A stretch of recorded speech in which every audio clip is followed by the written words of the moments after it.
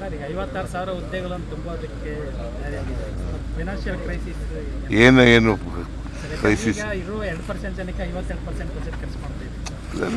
ಅಂತಂತೂ ಮಾಡ್ತೀವಿ ರೀ. ಆಡಳಿತ ಆಯೋಗಗಳು ಅದನ್ನೇ ಗೊತ್ತಿಲ್ಲ ಸರ್. ರಾಮಸ್ವಾಮಿ ಚಿನ್ನಪ್ಪ ಆಯೋಗ ನೋಡ್ರಿ, ಈ ಸಾರಿ 56,432 ಹುದ್ದೆಗಳನ್ನು ಭರ್ತಿ ಮಾಡ್ತೀವಿ. ಮುಂದಿನ ವರ್ಷನೂ ಭರ್ತಿ ಮಾಡ್ತೀವಿ. ಅದ್ರ ಮುಂದಿನ ವರ್ಷನೂ ಭರ್ತಿ ಮಾಡ್ತೀವಿ.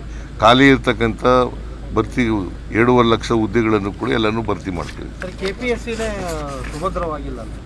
ಯಾರು ಹೇಳಿದವರು? ಕೆಪಿಎಸ್ಸಿನಲ್ಲಿ ಮತ್ತೆ ಕೆಎಸ್ ಗೆಜೆಟೆಡ್ ಪ್ರೊಬೆಷನರಿ ಪೋಸ್ಟ್ಗಳನ್ನು ಮತ್ತೆ ಈಗ ಇದಾಗಿದೆ ಅಂತ, ಅಕ್ರಮ ಆಗಿದೆ ಅಂತ ಇಂಟರ್ವ್ಯೂನ ಸ್ಥಗಿತಗೊಳಿಸಿದ್ರು. ಯಾರು? ಕೆಪಿಎಸ್ಸಿ ಅವರು. ಕೆಪಿಎಸ್ಸಿ ಅವರು ಇಂಟರ್ವ್ಯೂ ಡೇಟ್ ಫಿಕ್ಸ್ ಮಾಡಿ ಕ್ಯಾನ್ಸಲ್ ಮಾಡಿದ್ದಾರೆ. ಈಗ ಅದನ್ನು ಯಾಕೆ ಮಾಡಿದ್ದಾರೆ ಅಂತಂದರೆ ಸರಿಯಾದ ರೀತಿಯಲ್ಲಿ ಪಕ್ಕ ಮಾಡಬೇಕು ಅಂತ ಹೇಳಿದ್ದೀವಿ. ಅದಕ್ಕೋಸ್ಕರ ಮಾಡಿ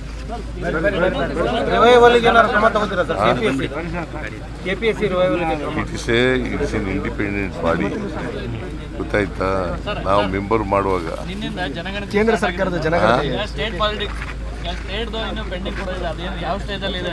ಯಾವುದು ಕೇಂದ್ರ ಸರ್ಕಾರ ಜನಗಣತಿ ನಿನ್ನೆಯಿಂದ ಸ್ಟಾರ್ಟ್ ಆಗಿದೆ ಸರ್. ನಿನ್ನೆಯಿಂದ ಶುರುವಾಗಿದೆ. 15 ವರ್ಷದ ನಂತರ ಮಾಡ್ತಾ ಇದೆ. ಸರ್, 56,000 ಹುದ್ದೆಗಳನ್ನು ತುಂಬೋದಕ್ಕೆ ಫೈನಾನ್ಷಿಯಲ್ ಕ್ರೈಸಿಸ್ ಏನು ಕ್ರೈಸಿಸ್ ಇರೋ 2% ಜನಕ್ಕೆ 52% ಬಜೆಟ್ ಖರ್ಚು ಮಾಡ್ತೀವಿ. ಅಂತಂತೂ ಮಾಡ್ತೀವಿ ರೀ. ಆಡಳಿತ ಆಯೋಗಗಳು ಅದನ್ನೇ ಗೊತ್ತಿಲ್ಲ ಸರ್. ರಾಮಸ್ವಾಮಿ ಚಿನ್ನಪ್ಪ ಆಯೋಗ ನೋಡ್ರಿ, ಈ ಸಾರಿ 56,432 ಹುದ್ದೆಗಳನ್ನು ಭರ್ತಿ ಮಾಡ್ತೀವಿ. ಮುಂದಿನ ವರ್ಷನೂ ಭರ್ತಿ ಮಾಡ್ತೀವಿ. ಅದ್ರ ಮುಂದಿನ ವರ್ಷನೂ ಭರ್ತಿ ಮಾಡ್ತೀವಿ.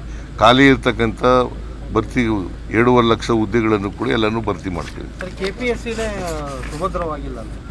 ಯಾರು ಹೇಳಿದವರು? ಕೆಪಿಎಸ್ಸಿನಲ್ಲಿ ಮತ್ತೆ ಕೆಎಸ್ ಗೆಜೆಟೆಡ್ ಪ್ರೊಬೆಷನರಿ ಪೋಸ್ಟ್ಗಳನ್ನು ಮತ್ತೆ ಈಗ ಇದಾಗಿದೆ ಅಂತ, ಅಕ್ರಮ ಆಗಿದೆ ಅಂತ ಇಂಟರ್ವ್ಯೂನ ಸ್ಥಗಿತಗೊಳಿಸಿದ್ರು. ಯಾರು? ಕೆಪಿಎಸ್ಸಿ ಅವರು. ಕೆಪಿಎಸ್ಸಿ ಅವರು ಇಂಟರ್ವ್ಯೂ ಡೇಟ್ ಫಿಕ್ಸ್ ಮಾಡಿ ಕ್ಯಾನ್ಸಲ್ ಮಾಡಿದ್ದಾರೆ. ಈಗ ಅದನ್ನು ಯಾಕೆ ಮಾಡಿದ್ದಾರೆ ಅಂತಂದರೆ ಸರಿಯಾದ ರೀತಿಯಲ್ಲಿ ಪಕ್ಕ ಮಾಡಬೇಕು ಅಂತ ಹೇಳಿದ್ದೀವಿ. ಅದಕ್ಕೋಸ್ಕರ ಮಾಡಿ